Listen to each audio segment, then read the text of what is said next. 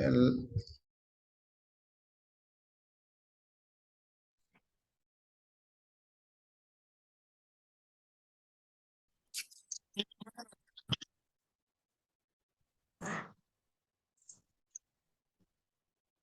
Good evening, everyone. Thank you for joining again for another interesting journal club meeting. We do have very interesting speakers, very good speakers, and interesting topics. And I'm sure all of you are going to gain some knowledge and really enjoy this program. And we have equally interesting moderators. I'm sure they'll add something to that journals which the speakers are going to present. I welcome everybody, moderators, speakers, and our friends. Sindhu, Madhu, you can start. Yes, ma'am. CV.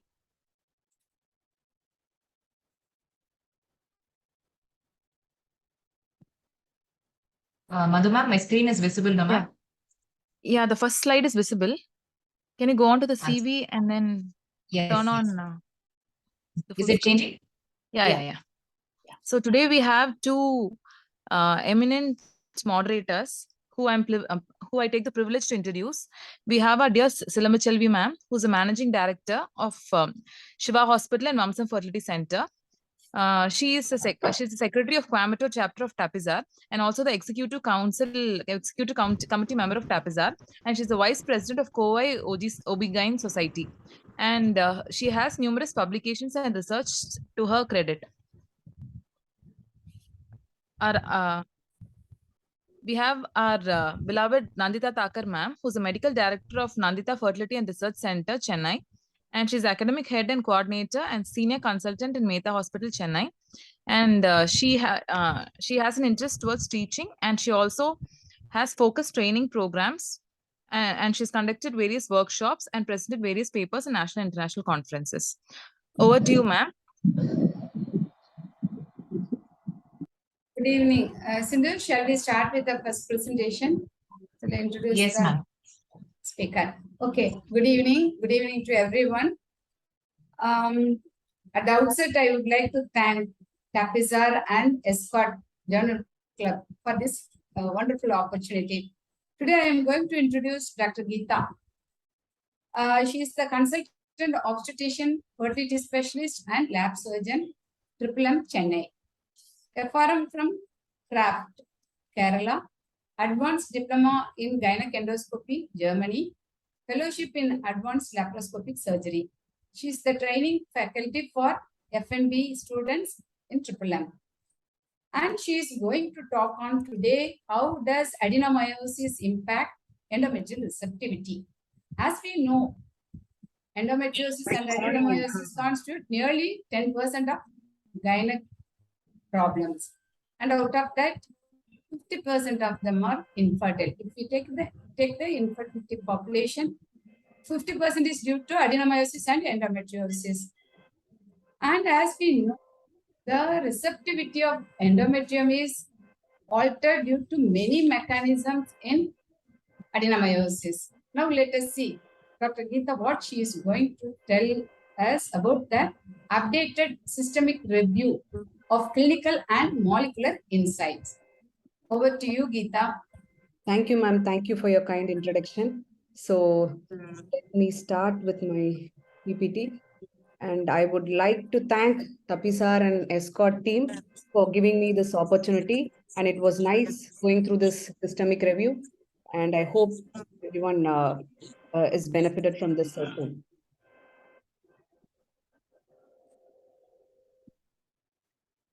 So today I will be discussing about the article, which was about adenomyosis, which says how does adenomyosis impact endometrial receptivity, and which is an updated systemic review of clinical and molecular insights.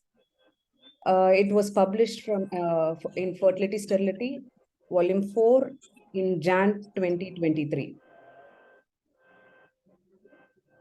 So this study, this review was done from Department of OG, in Tokyo, Japan, and it was done by a team of doctors from that school, medical school. And if I read the doctor's name, it might be funny. So those doctors were affiliated with Kitazoto University. And it was interesting, these team of doctors have almost 41 publications on this adenomyosis and endometriosis, in which they have researched mostly on humans and as well as animal models. And they have studied about these molecular insights in detail. And this is one of their publications. So coming to the introduction part, we all know one thing, that adenomyosis compromise endometrial receptivity, and it is a challenge to an ART specialist. Journey with adenomyosis is not very easy, as we all know. So coming to the hypothesis regarding this systemic review, I would say the population which was included in most of the studies were human as well as animal models. And the only intervention in this study which they were using was basically GnRH agonist. And the control which they included were either asymptomatic group of people without asymptomatic adenomyosis, or people who did not have adenomyosis. And the outcome which they studied was on endometrial receptivity. So what we know about adenomyosis? We all know adenomyosis is basically the endometrial tissue, which is seen in the myometrium. And sometimes there might be even the endometrial invagination into the myometrial part when the adenomyosis is seen in myometrium. What happens in adenomyosis? Basically, the junctional zone might be affected, it might be thickened or disrupted, and the peristaltic movements will be disrupted in the endometrium, thereby hindering the endometrial receptivity. And the terminology that was used in this article mostly was endometrial proliferation, epithelial of endometrial proliferation. So this I will be speaking again and again. I'll talk about it later. So what is the gaps in literature regarding this adenomyosis? Range with the symptoms. These are the things which are challenging for us to basically manage an adenomyotic patients, and the heterogeneous range in the site of adenomyosis seen, it is varied, and the extension of the lesion and also the diagnostic criteria, which is a great challenge for us to manage. So coming to this article, what was done? So this was a comprehensive literature search of PubMed, where they included about original and review articles, which was published up to June 2022. And basically they included the areas of interest of in this article was like adenomyosis and infertility, ART, endometrial receptivity, and embryo implantation. So what they did, they studied about, they went through the database, and they collected about 678 articles in which they removed the duplicates, which included about 500. And when they went into the full text articles and removing all the articles and pertaining only to adenomyosis, when they concluded, it was about 123 articles, studies. So what they basically studied, they wanted to know about the effect of adenomyosis on the clinical outcomes of ART, and as well as mechanism by which this adenomyosis was affecting endometrial receptivity. So these were the two main results they concentrated on. And in each clinical outcome and endometrial receptivity, they had more things to analyze. So let us see one by one what they analyzed. So in clinical outcomes, they analyzed clinical pregnancy rate, severity of adenomyosis, and also the efficacy of hormonal pre-treatment before embryo transfer. Whereas in endometrial receptivity, when they wanted to analyze the mechanism, they studied about the hyperproliferation of endometrial epithelium, impaired decidualization of endometrial stromal cells, progesterone resistance, abnormal expression of the adhesion molecules, hyperinflammatory microenvironment, chronic endometritis, abnormal uterine contractility. Let's see one by one what they analyzed and how they concluded in this article. Coming to clinical pregnancy rate. In this, they quoted a meta-analysis of this Nirjanakis, where they studied about the protocol which was used for stimulation, the COS protocol. So when they analyzed, they saw the short GnRH agonist and antagonist protocol was associated with significantly lower clinical pregnancy rate, whereas unlike long or ultra-long GnRH agonist protocol, the short agonist and antagonist protocol do not use, did not give any beneficial effects of a prolonged downregulation of estrogen, and it also failed to reduce the uterine volume and did not ameliorate the defects in endometrial function. So they said results of other systemic reviews also suggested that adenomyosis has got a negative effect on endometrial receptivity. When they analyzed the severity of adenomyosis, they said the studies, in most of the studies, when the junctional zone thickness was more than 7 to 10 millimeter, there were lower implantation rate. And when they studied about the focal and diffuse adenomyosis, they saw the effect was less with focal adenomyosis. So the implantation rate was better compared to, compared to diffuse, it was better in focal adenomyotic group. And this was a consensus in which the morphological uterus sonographic assessment they released. And these were the parameters for assessing the severity of adenomyosis, which includes asymmetrical myometrial thickening, myometrial cyst, hyperechoic islands, fan-shaped shadowing, echogenic subendometrial lines and buds, translesional vascularity, and irregular and interrupted junctional healing. So what they did, there was another group by this Elos et al. What they did, they gave scoring for these ultrasound parameters, and they studied about the endometrial receptivity. So when they analyzed, they saw the amount of reduction in clinical pregnancy rate was proportional to the increase in number of ultrasonic characteristics of adenomyosis. When the scoring was more, that is when the findings of adenomyosis, that score was more, the implantation rate, the clinical pregnancy rate was less. So coming to hormonal pre-treatments prior embryo transfer. When they analyzed the studies, they said clinical pregnancy rate associated with frozen embryo transfer after GnRH agonist treatment were higher. And there was one study which also studied about the effect of LNG-IUS prior FET. Actually, they had, in that study, they went ahead with egg collection for adenomyotic patients, and they had LNG-IUS for a period of 3 months, following which they removed and went ahead with frozen embryo transfer. And they noticed that it impaired the endometrial receptivity associated with, it helped the receptivity to be more. And they saw this was, these treatments were statistically improvements in the implantation, clinical pregnancy, and ongoing pregnancy rates. Coming to this hyperproliferation of endometrial epithelium, what is that?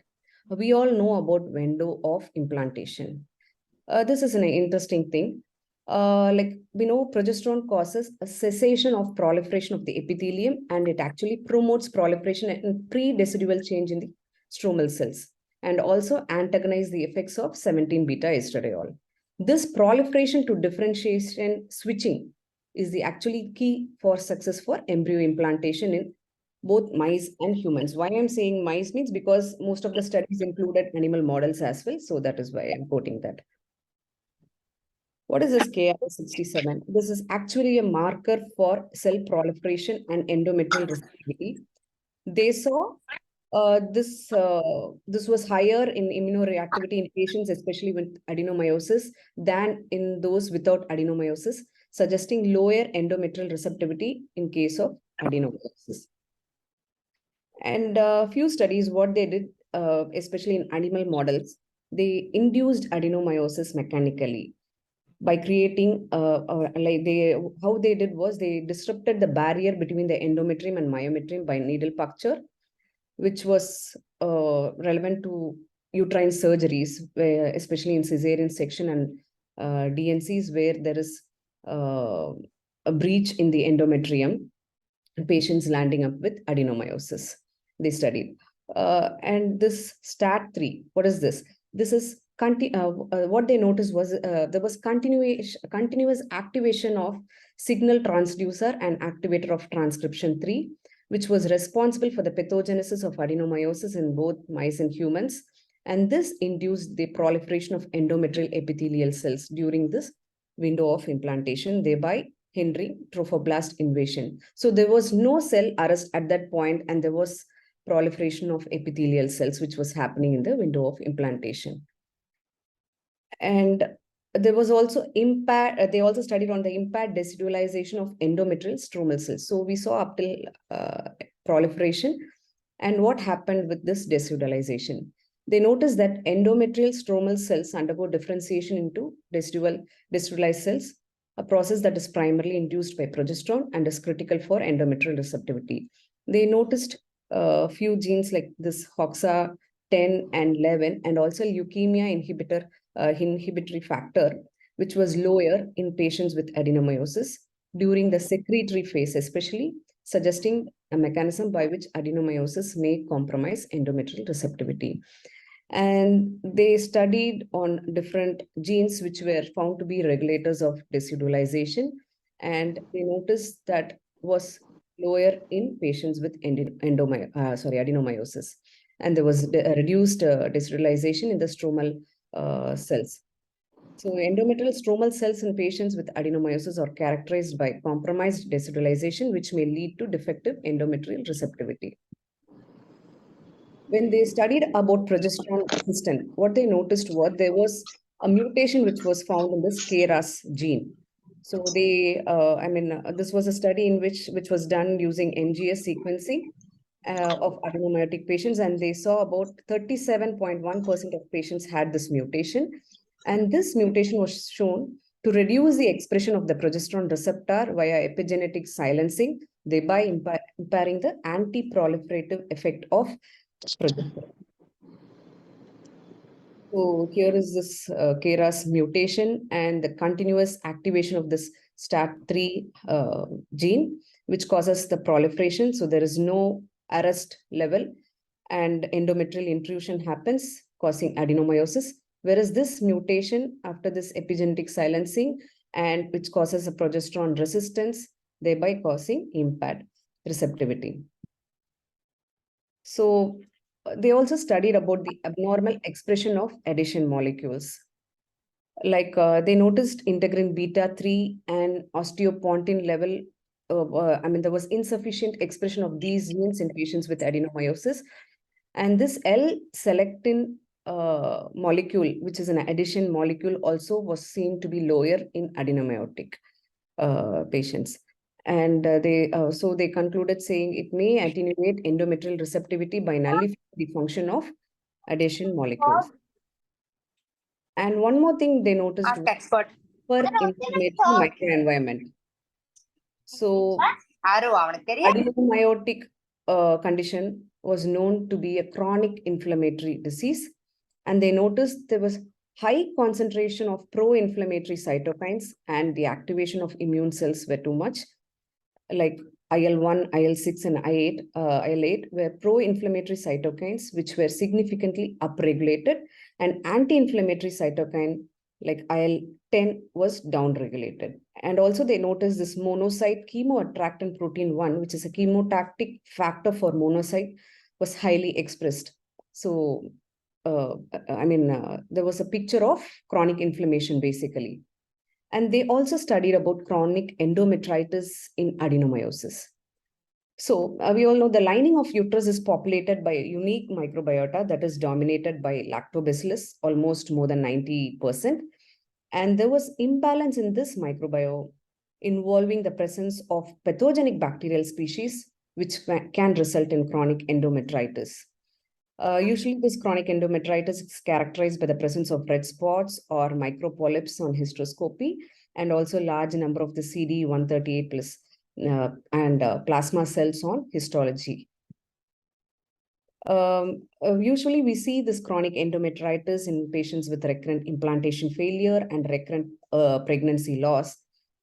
But patients with adenomyosis and chronic endometritis has been scarcely studied. So what they did, they studied in patients with focal adenomyosis, and they noticed there was more infiltration of this CD138 cells in the endometrium, that is the utopic endometrium in patients who had adenomyosis.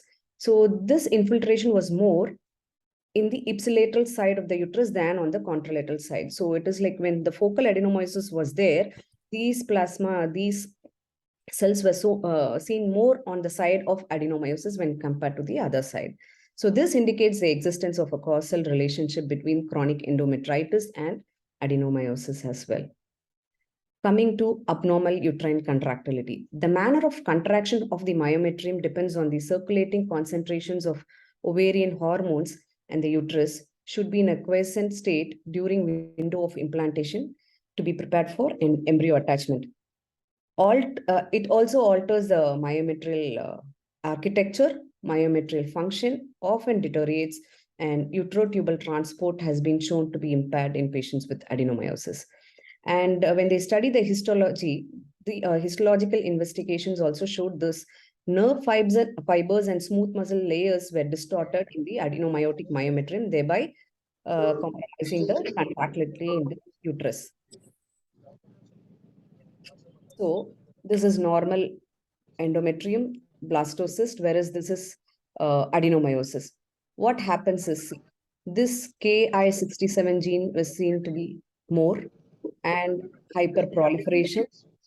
And when compared to normal endometrial epithelial cells, there was hyperproliferation in adenomyotic patients, hyperinflammation causing more immune cells, depicting a picture of chronic endometritis, which releases more of pro-inflammatory cytokines.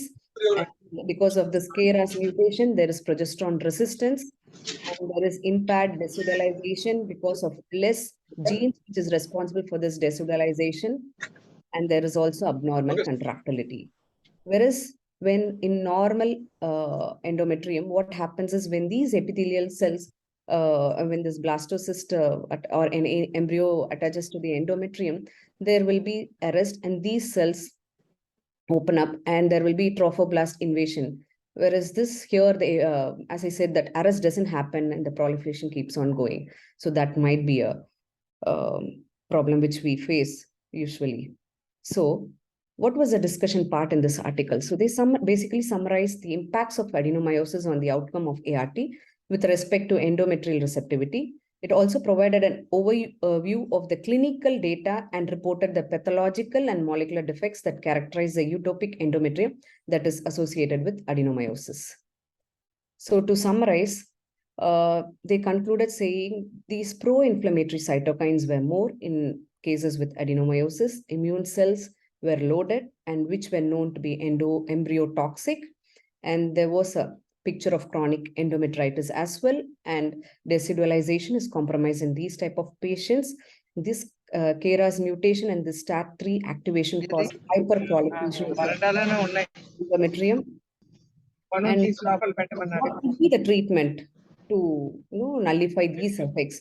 GnRH agonist prior frozen embryo transfer, or opting for an ultra-long COS protocol, or using LNGIUS prior FET. So with these treatment, they also added a word about surgery, adenomyomectomy as well. They said there is good pain relief for patients with adenomyosis, whereas when it comes to fertility, we need more of evidence and more studies have to come up. There is a gray area. And whereas it helped patients who had early pregnancy loss, and the risk which they noticed was uterine rupture after surgery. So with all this, I would like to conclude in a different way, because I don't know if anyone has concluded journal club in this. So I thought at the end of the day, people have to be,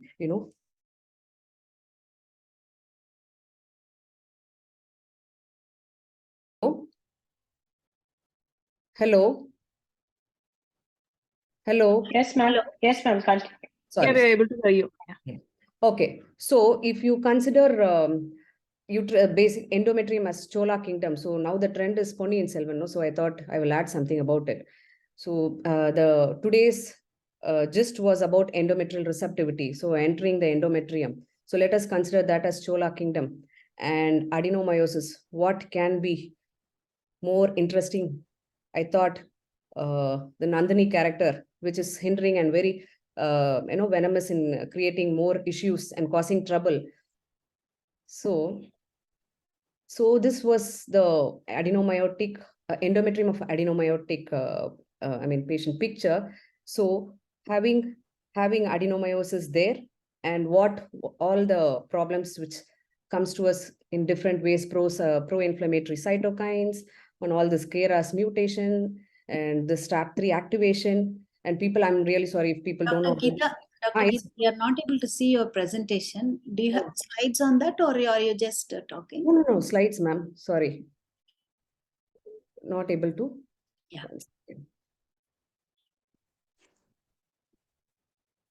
You're able to see, ma'am? Yeah, yes. Okay. I don't know. Okay. So I thought, so this endometrial receptivity as Chola kingdom and adenomyosis, I have labeled as Nandini character, which creates lot of issues and creating problem to this endometrial receptivity. So with this picture of endometrium, where the one who's sitting and thinking how to prevent people entering inside, characters like, we have a lot of pro-inflammatory cytokines, KRAS mutation, STAT3 activation. For people who don't know about the story, basically they're all villains in that. So, and the ideal people who can enter endometrium are these three characters: Day 3, Dave Morula, and blastocyst. So I thought I would give Aditya Karigalan, Arulmozhi Varmar, and Kundavai Devi. So what can be the treatment for nullifying these effects of adenomyosis, basically? So I thought the smart character would be Vandit Devan here, which can be the GnRH agonist. And I would conclude by saying there will be more studies coming up about these molecular insights and clinical parameters for adenomyosis. Thank you. Very nice and interesting. Silamchalvi ma'am. Geeta, it is Yes, really it is an interesting and detailed presentation on that review article, and it was a very good and beautiful presentation, elaborate presentation. Adenomyosis, as we know, it's a tough condition to treat. You have given a lot of insight from that article. Thank you so much. Thank you so much, ma'am. Dr. Geeta, it was a good presentation. I just have a small doubt. Yes. I'm Dr. Indu here. Yes, ma'am. Yes, ma'am. You just told LNG was used for adenomyosis.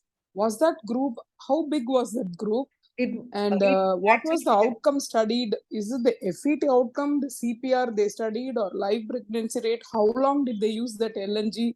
Yeah. What is it that they studied actually? Because LNG is quite new for me before an FET. It's very difficult to convince a patient to put in an IUCD before the transfer, isn't it? Yes, ma'am. Basically, in this review, they included one study which had done this LNG-IUS. In this, they compared people who had adenomyosis and they had put LNG-IUS, and they also had another side with routine COS stimulation, and they went ahead. And what they did was, when they did a transvaginal ultrasound and they did an MRI also to diagnose adenomyosis, basically. So both the imaging modalities they used. And when they diagnosed, they randomized patients into two groups. And basically it was it was a retrospective study. And they had put this LNG after egg collection for a period of 3 months. And after they removed, they went ahead with embryo transfer, and they studied clinical pregnancy rate and biochemical pregnancy rate, and even up till live birth rate. And they said they had some changes. That was only one study and not more than one study, which was a retrospective study. But personally, I would say, this was a study, but in my thing, I had a few patients in which I had put LNG-IUS for this endometrial hyperplasia, where the and it was very, very difficult for me to build her endometrium. So even I was so that is why I went through the article, and it was new for me as well.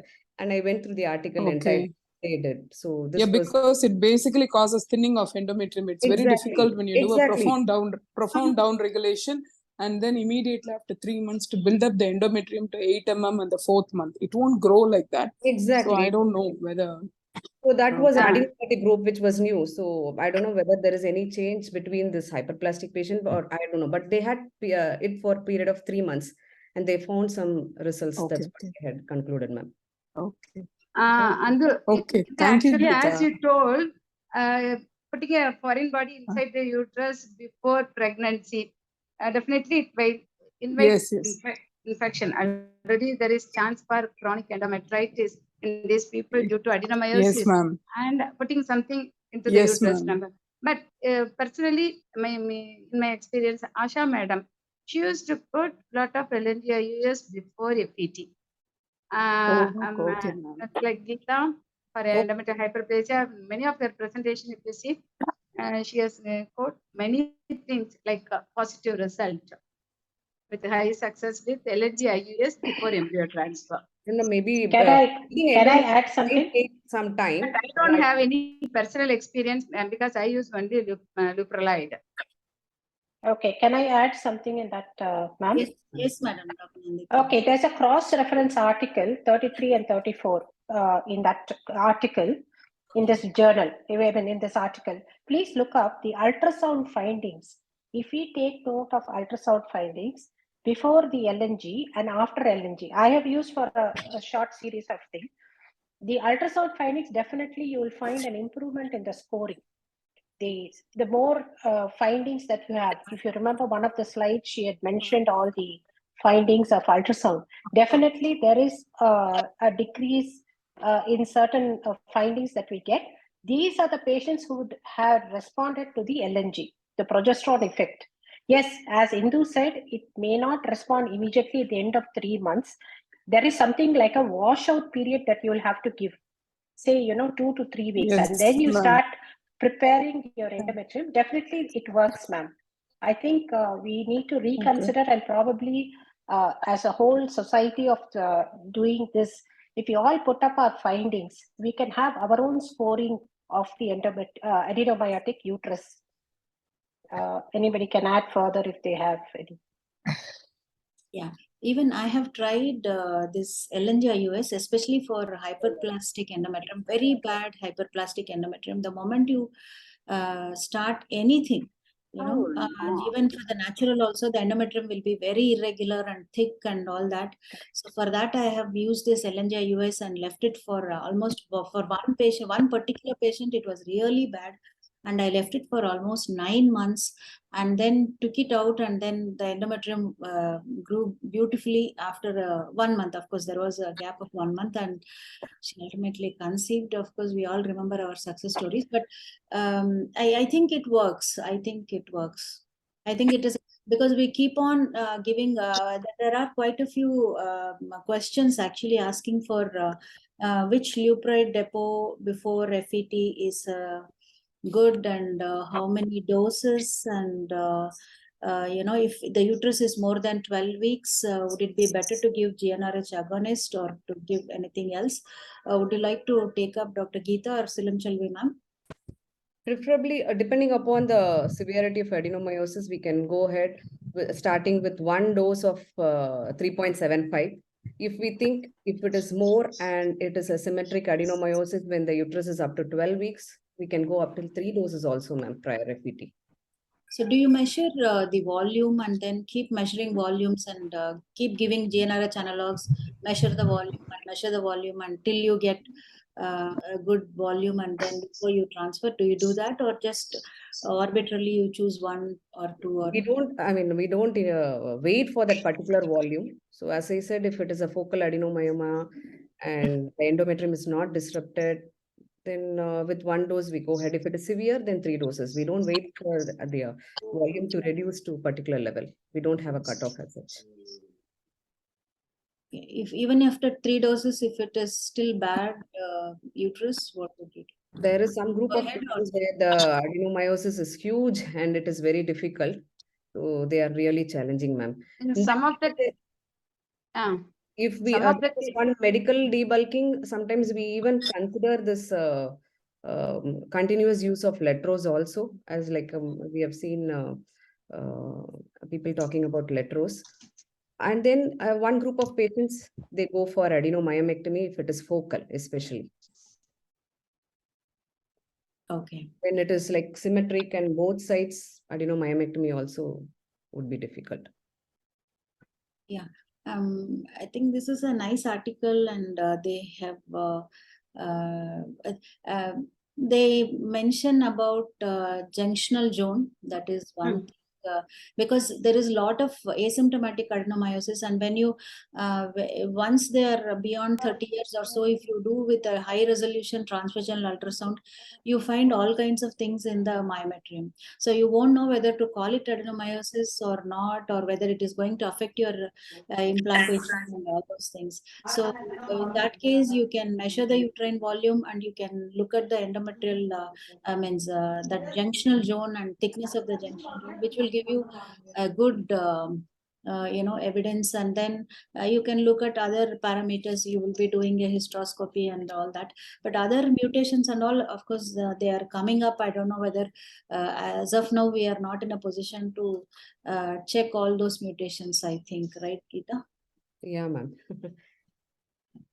That is, they are all coming up. Still more genes was there. In the In our thing, we can look at the volume and junctional zone thickness before we go ahead. Vani, actually, Hi, Mona.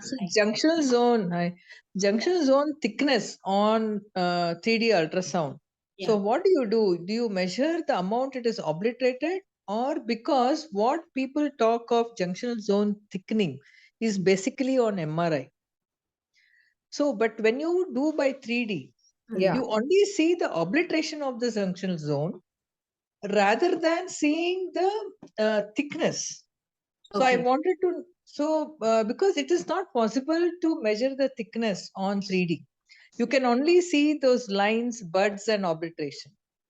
You will not be able to measure. You can only see the obliteration. So I just, how do you actually assess on 3D? No, I think Anybody assesses on 3D the junctional zone on 3D? we are supposed to, at least what I have learned a little bit and started doing is from Dr. Ramaraju, sir. He does it on 3D. And he just, in fact, he is coming out with papers where, if you have adenomyosis, and then you start looking at the junctional zone, it will be very difficult.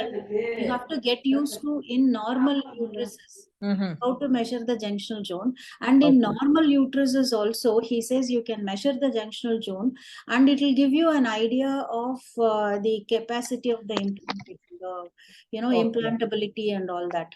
So it is difficult, but in practice you will get it, and I'm still practicing.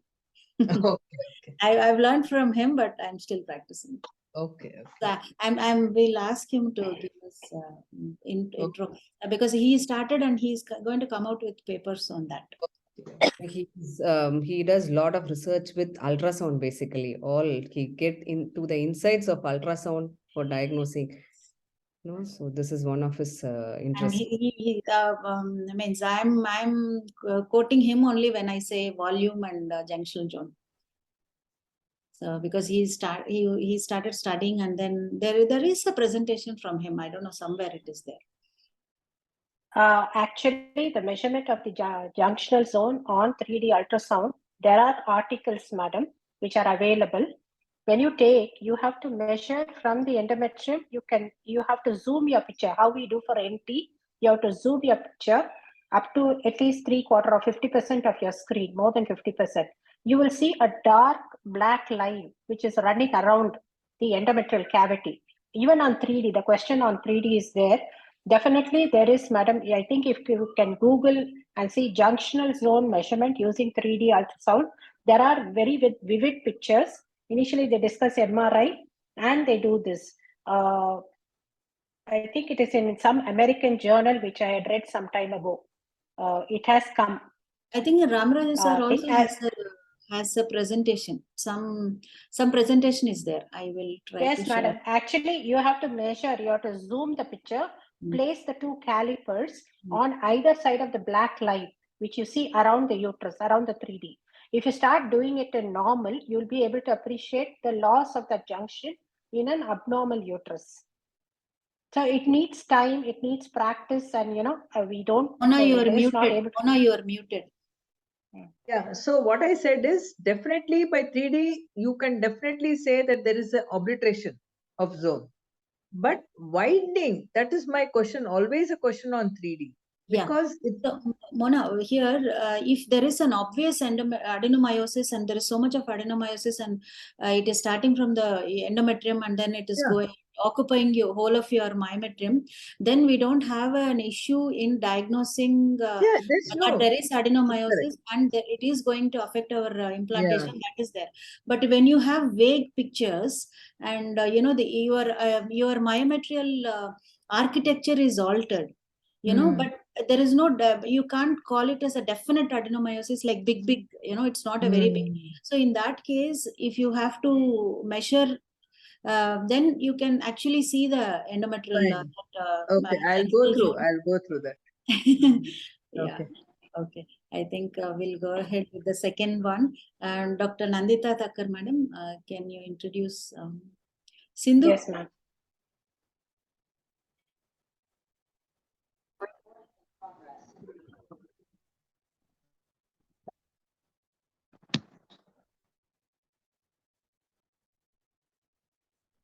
Okay.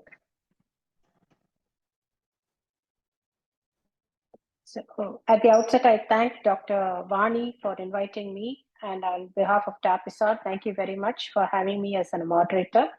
Our next speaker is Dr. Kritika Devi. She is a well-known personality in the field of infertility, completing now at Nova IVF as a senior consultant. And she's done her education from Madras Medical College and JIPMER, and Chettinad, she has finished her FRM. She's done many, she has many accolades, and she's been, she has published many papers and in both national and international podiums. We invite Dr. Kritika Devi to give her talk on this next journal, which is on dry ejaculate. Very interesting article that was picked up. I think we have a lot to take back from here. So management of a dry ejaculate, a systematic review of aspermia. Over to you, Dr. Kritika. Thank you, Dr. Nandita.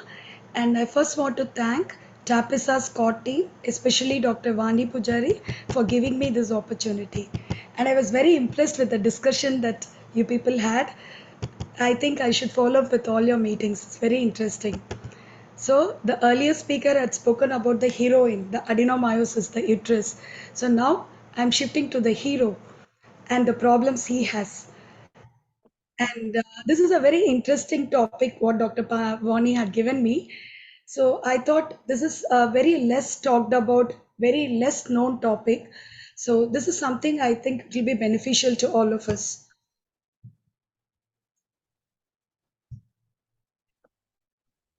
So we're going to discuss this paper on management of dry ejaculate. This is a systematic review of aspermia and retrograde ejaculation. The authors are Dr. Akansha and Dr. Mark Sigmund. And this is from the University of Berlin and Rhode Island. So before going into this topic, as I told you, this is a very less talked about topic, and a lot of us may have queries about the various terminologies. So the author first gives an introduction about the various terminologies. So first of all, what is an ejaculation? So an ejaculation is defined as a pathological inability to ejaculate despite an erection, and it can be associated with or without an orgasm. The next confusing terminology is aspermia. We are all familiar with azoospermia, but what exactly is aspermia? So aspermia is complete lack of semen expels from the urethral meatus. That means you don't even get a drop of semen from the man when he is asked to collect a sample. So broadly, the cause could be either inability to produce a semen or inability to ejaculate in an antegrade direction. So broadly, we all know the seminal fluid volume can be anything between 0.5 ml to even 3 to 5 ml. What does this liquid actually contains and where does it come from? So just to brush up anatomy, basically testis secretes some amount of fluid which is very minimal, 2 to 5%, and the seminal vesicle secretes the maximum quantity, that is 65 to 75% of your seminal fluid, and the prostate here secretes around 25 to 30%, and a very minimal amount quantity, less than 1%, is from the bulbourethral glands. These are the small bulbourethral glands which secretes mucus and some buffers. So broadly, when a man gives seminal fluid, majority of it is from the seminal vesicle secretions, the rest from the prostate and from the bulbourethral glands and testis. So when we say there is no seminal fluid that is ejaculated, the problem can be at the multiple levels. So what are the causes for dry ejaculate or aspermia? The various causes can be broadly classified as psychological, congenital causes, anatomical causes, neurogenic, infective etiologies, endocrine disorders, and there are some medications like antihypertensives when taken prolonged duration can cause a dry ejaculate. So it becomes important for us to elicit a good history from the man to find out what are the causes that we can easily avoid. If it is drug induced, all that you'll have to do is stop the drug or change the drug. So these are the various causes.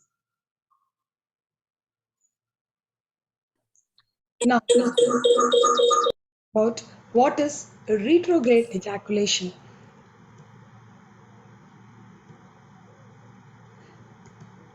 So retrograde ejaculation is when semen, instead of coming out through the ejaculatory duct, goes backwards into the bladder.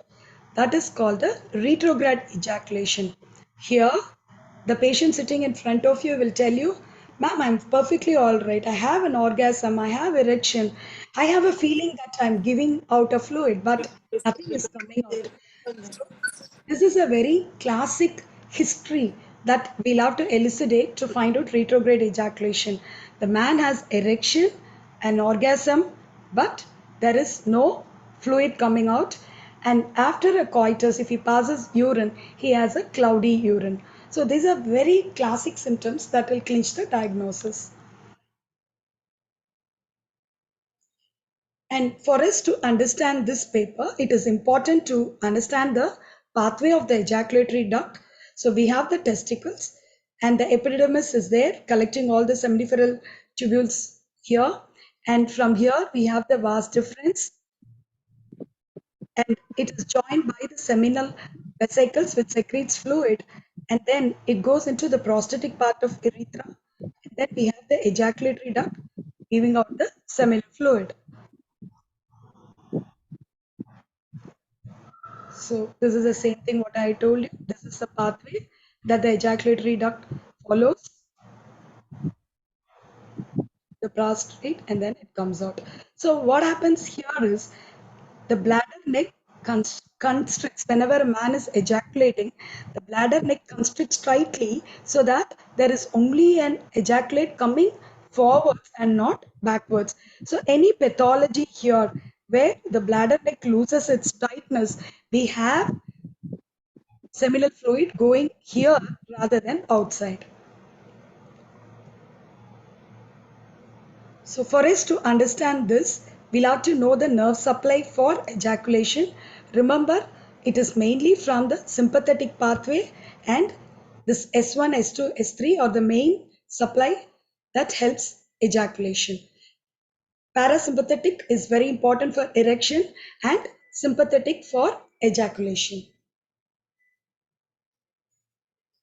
So now if we go into this article, here they have done a consolidated analysis of 96 publications from National Library of Medicine, and they had done a comprehensive literature search, mainly the articles around 2015, and they had used a search item terminologies: retrograde ejaculation, anejaculation, aspermia, and all these terminologies were used mainly to do the literature search.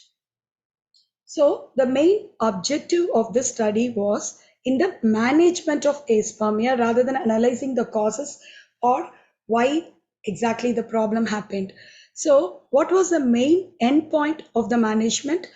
They were looking at whether they can establish antegrade ejaculation and fertility defined as clinical pregnancy or live birth in the setting of isolated male factor infertility.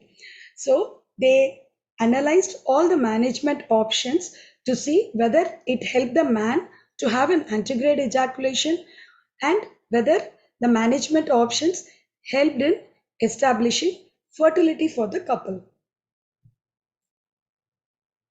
So what are the various management methods that are available, and this particular study analyzed were: 1.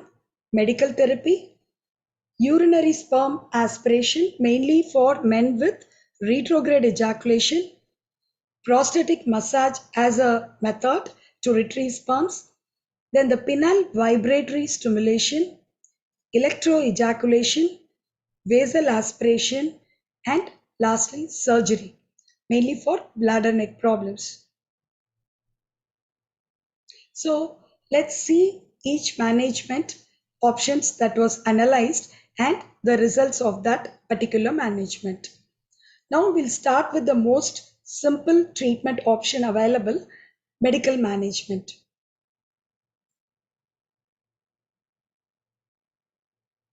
So the primary treatment outcome with medical management that was analyzed in this particular study was antegrade ejaculation, whether it was established. And mainly here they focused on retrograde ejaculation and the drugs used. So the main purpose of all these medications are to keep the bladder neck muscle closed during ejaculation. So these are the various drug options that are available. One is imipramine, although it is an antidepressant, it is used here, and midodrine, chlorpheniramine and bromephrine, antihistamines, ephedrine, pseudoephedrine. So although these are various drugs where the use is for other purposes, they had a role in retrograde ejaculation. So here they analyzed various studies. This is one study by Safran where 128 patients with medical management were analyzed, and they found that majority of them had established antegrade or retrograde ejaculation when they used midodrine. And here Siav et al. Analyzed 26 patients where pseudoephedrine was used as a drug, and they found that 4 patients had established antegrade ejaculation.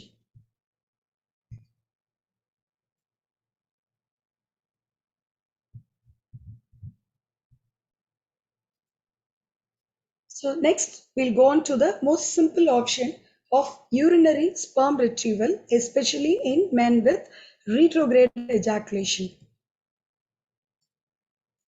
So here they found that 28 papers had discussed the isolation of sperm from the post-ejaculatory urine of patients with retrograde ejaculation, and when they used the sperms retrieved for IUI, IVF or ICSI. And they analyzed the pregnancy rates, and they found that the pregnancy rates when we used a urinary sperm retrieval method, the pregnancy outcome varied between 20 to 50%. So here what they usually do is, after coitus, the man is asked to immediately empty the bladder, and sometimes we can give the media in the collection container and collect the sperms, or we can give an alkalizing agent, soda bicarb 1 gram the prior night, and the next day also 1 gram on the day of collection. So urine sample is collected after masturbation, and we have done a centrifugation, and then the sperms obtained after purification, depending on the sperm count, can be used either for IUI. So next, going for a very simple method used by some authors where prostatic massage was used, and they found that this had helped in retrieving in about 8 patients of sperms. This was mainly used for anejaculatory diabetic men where you had a failed medical treatment. The number though is very less. So the next modality that had been tried is vinyl vibratory stimulation. So this is a very simple method which each one of us can have in our andrology room. And here they studied vibratory stimulation as a method of sperm retrieval in a setting of anejaculation, and the etiology can be ranging either from psychogenic causes to a spinal cord injury. And they found that when they use a vibrator as a therapy, they found that the ejaculatory success rate ranged from 65 to 83% in various studies. The next modality, when everything else fails, even your vibrator doesn't work, is electroejaculation method. This is a procedure which requires anesthesia, and usually the man is kept in the left lateral position and you keep an electrode in the anus and then collect the sample from the penis. Here, this is they had 28 studies where they had analyzed the ejaculatory success rate, and they had a very good outcome of 80 to 97% where they could collect the semen sample, and they had a pregnancy rate ranging from 10 to 12% for IUI, and the ICSI success rate varied between 6 to 83%. And after electroejaculation, they found no difference in the fresh versus cryopreserved electroejaculate and in the first versus subsequent sample. They say you can give 2 or 3 pulses and you can collect 2 or 3 samples also in the same sitting. So this is how an electroejaculator is used. So the next modality, surgical modality, what they have tried is basal aspiration for an ejaculate. We had 7 reports which describe sperm aspiration from the vas deferens with the use of percutaneous nose scalpel or microsurgical techniques. And here they found that the sperm was retrieved in almost all the cases, and the pregnancy rates the study had quoted was from 60 to 71%. So this is a pictorial representation of the aspiration. So the next final weapon in treating would be surgery, where nothing works. This surgery is mainly done by urologists for any bladder neck obstruction or there is a incontinence, so that the retrograde mode of ejaculation happens. Here they found that they had converted 4 out of 5 patients from retrograde to antegrade ejaculation with the use of surgery, mainly this Young D's surgery. And again, Abraham et al. Also had achieved the same goal in out of 2 patients with the YV plasty of the bladder neck.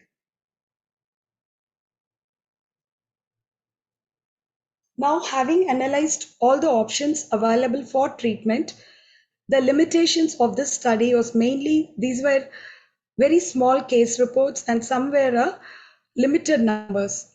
And here the other negative point of the study was the primary outcome measures in the published literature vary between just a restoration of the antegrade ejaculation or landing up in pregnancy. Some studies just stopped with antegrade ejaculation. Once a man ejaculates, they're happy. Yeah, fine. That's a good outcome. Whereas some studies analyze the pregnancy outcome. And the treatment used also varied between IUI, some studies using IUI and some using ICSI. So we don't have a common denominator here. So these are the main limitations of this study. So the final conclusion given by the authors of the study was the treatment options, although multiple options are available ranging from medical to surgical options. It should be tailored to the individual patient, and the treatment decision should involve consideration of the ease of administration, degree of invasiveness, and the anticipated success. So I would say find out the cause for aspermia, and then your treatment becomes easier. So I will end my talk with the take-home message of an adequate counseling given to the couple plays a major role, and history taking, I would say, is again important. You better take patients into privacy and elicit the history, because most of the men would feel very delicate about discussing it. Our first option should be to go for less invasive procedures before going for surgical or other invasive procedures. And it's important to educate our patients that time is essence in regards to reproductive functions despite the available various modalities. So this problem of aspermia is a very complex problem where it could be multiple etiologies. Some could be just simple about just stopping the drug and then having a good outcome, or going for a surgery. So it's up to us to take each patient individually and treat them accordingly. So I would say thank you to the organizers of this meeting, and science is evolution to better ideas. So let's all learn more and grow more. Thank you. Very nice, Dr. Kirtika. Dr. Nandita Takka, ma'am. Yes, that was an excellent presentation, a recap of a lot of what we practice. I think mostly we should remember that, history taking not only on the female side, but the male side is very, very important.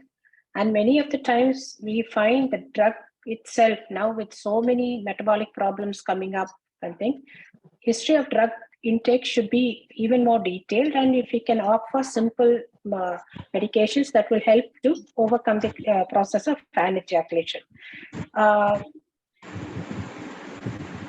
Anybody else would like to add to this paper are most welcome, and then we'll give conclusion remarks. Are people... Kritika, Dr. Kritika, it was an excellent presentation. Thank you, Doctor. So I should thank Dr. Vani for making me study about it more. So thanks for giving.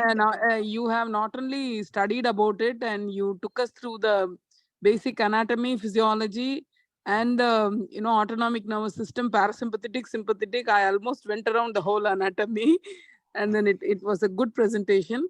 I agree with you in the sense that we have to take a proper history in privacy. I insist on that, because few of the men whom I see, they may not open up when you have the staff nurse and the counselors with you. So this particular thing, sometimes when you suspect a sexual dysfunction in the couple, you have to take the history for the woman.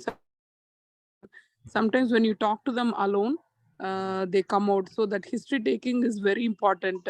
And after that, proper counseling, and with the help of an andrologist or a urologist, I think we can sort out most of the issues without any interventions.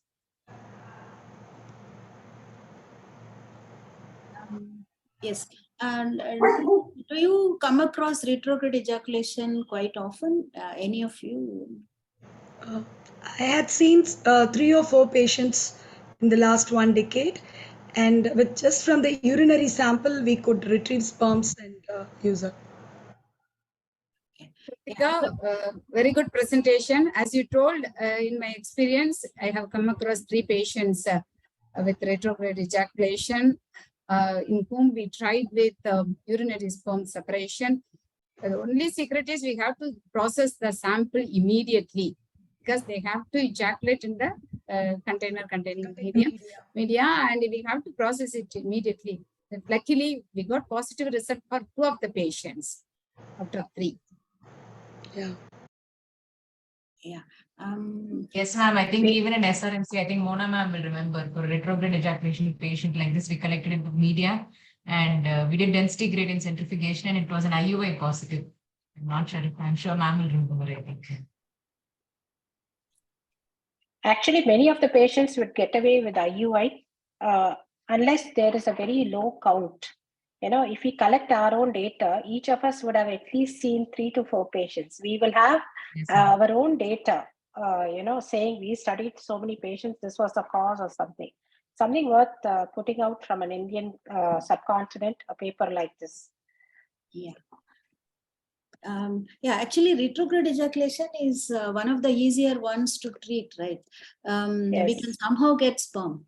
And getting from urine is the probably easiest one to have and alkalize and then get it. And then if not also, many a times we can do IUI also.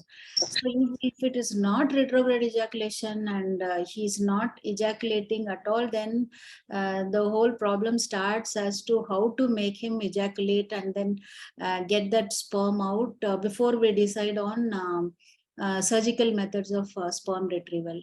Right, Dr. Yes. Electroejaculation, when I used to work in, to go to a unit in Madurai, Dr. Mani used to come from Madurai hospital. And he used to do the electroejaculation in these men who had difficulty in producing the sample or were presenting as, retrograde or aspermia or something. There will be absolutely no ejaculate, and with us, it has worked. So I have seen even that. Of course, we found more at that time. IVF was done. Very few patients we could do IUI in that particular group. Yeah. IVF with ICSI, yes, we did get a good pregnancy rate, but this I'm talking about 15, 16 years ago. That time the pregnancy rates were around 20-25%. Especially apart from this retrograde ejaculation, all other ejaculatory problems we end up doing IVF, right? Most of them. So because with a lot of difficulty we get the sperms, and then if they can produce a sample with a vibrator or that is fine. But do you have any experience with prosthetic massage? I've heard somebody does it, but my andrologist never did it. In diabetic. Dr. KKG from Edappal, he used to do routinely. Okay. And used to collect, get the sample also. Yeah.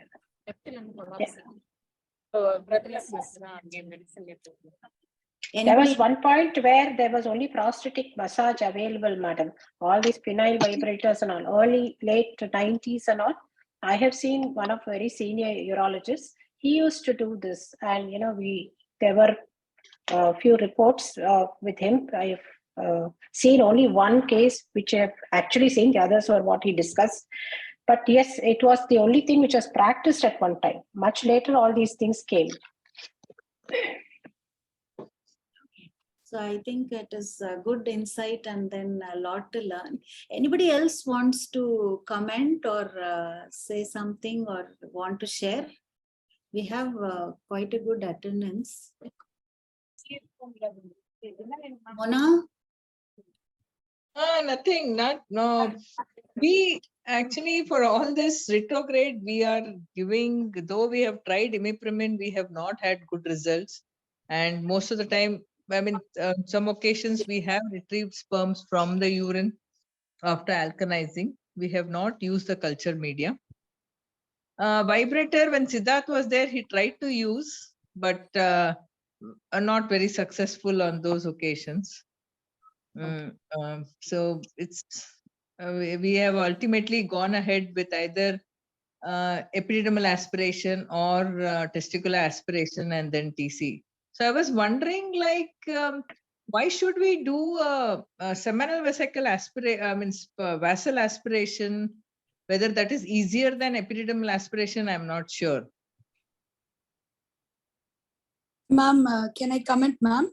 Yeah. So what I had put in this paper was epididymal aspiration would be successful only when there is an obstructive azoospermia where the epididymis would be dilated. So when there is no obstruction, then it would be difficult to aspirate from the epididymis, and a vasal aspiration would be better. Whereas in obstructive azoospermia, you can get a good yield from epididymis itself. Yeah, but this vasal aspiration, I thought, was mainly used for differentiating where is the level of obstruction. So ultimately, when you want to aspirate sperms for ICSI, I thought TC would be TC would be a better option than to go through rectum and aspirate the seminal vesicle. I think that's the only way you have to do. You have to go through the rectum and then ultrasound guided, they have to aspirate the seminal vesicle. So I thought that TC, because that's mainly used as a diagnostic procedure. I mean, that is what is given, that you use it as a diagnostic procedure to differentiate where is the level of obstruction. That's all. It's mainly for that. But otherwise, we can always resort to TC. So I don't see any advantage in doing a seminal vesicle. I don't know why anything they had given, why they have done, instead of, you can do a TSA, right? Reference in this mentioned, they have not mentioned you the just procedure, I think, right? No. You just look at the articles, madam. The articles were published very early, 1987 and 2000 and all that.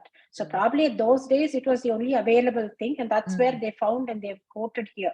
But I think we moved away from Vasil for almost I don't think 2.5 decades. It is not thing, because if you look at the publication dates, it goes back into 1987 and all that. So I think we've evolved far ahead from that. Ma'am, I think in retrograde ejaculation, we are very, it's a very simple thing to do, and we do IUI or ICSI depending upon the sample. And after that, I think now we are practicing only testicular aspiration, whichever the easier method only we are doing. I think because of the papers were a bit outdated, I think they were concentrating on the techniques that were predominantly used at that time. Now I think technically things have become much more advanced, and they don't advise these things. I think the most simple TSA will solve the problem. I don't think because a digital examination through an anus itself can be very traumatic for any person.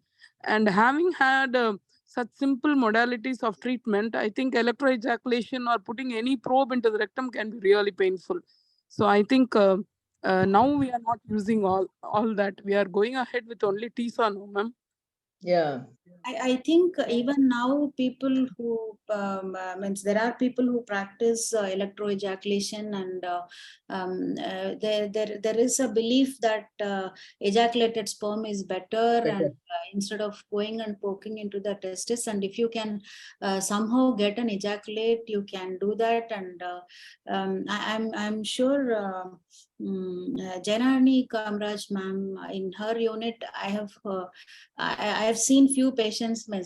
I've seen them afterwards, after they got pregnant, and they use this electroejaculation and get the sperms, and then they do either an IUI or mostly IVF also. So I think they are using, and I mean, it is that he's doing everything is happening in his system, but that ejaculation is not happening. And maybe if you can get him to ejaculate somehow with the medicines or massage or a vibrator or something like that, and then in severe cases in this diabetics and all, it is probably better to do electroejaculation than to poke into the testis. I don't know, maybe I might be wrong, but it looks okay for me.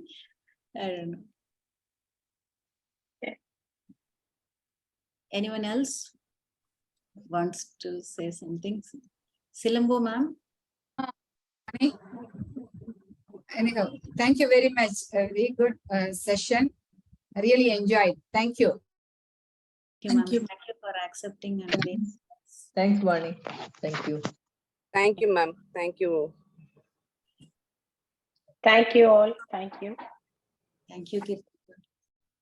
Thank you. Thank you, ma'am. Thank you, Geeta. ma'am. Thank you, ma'am. Thank you, ma'am. Thanks. Thank you, everyone. Thank you, everyone. Again, next month we'll all meet. Meet. Yeah, sure.